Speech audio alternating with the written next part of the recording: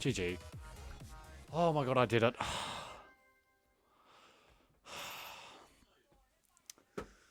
Oh, finally. Man, actually, screw this level. This level sucks so much. It's so poorly made. What? 629 attempts. Okay.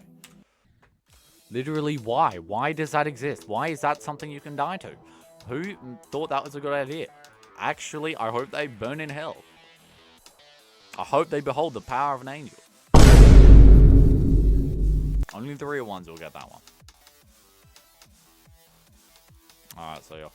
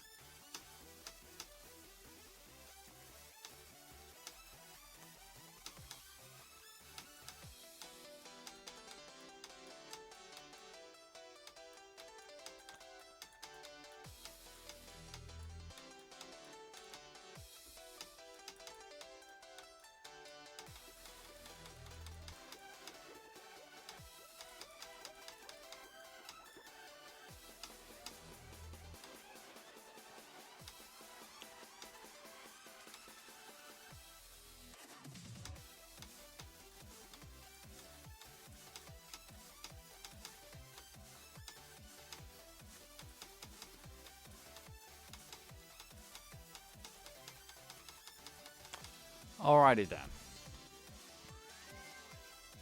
So, after beating God knows how many of these, I should probably explain why I'm doing this.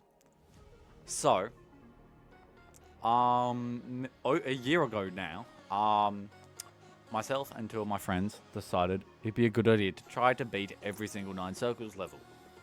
And we'd go from easiest to hardest. Now, of course, that means we're starting in non-demon territory. And as we've done this, we've discovered about one for every difficulty, or for every star, there's one that's like terrible or just terribly rated. For the 4 stars, it was Ultra Effect. For the 5 stars, it was Industrial Abyss.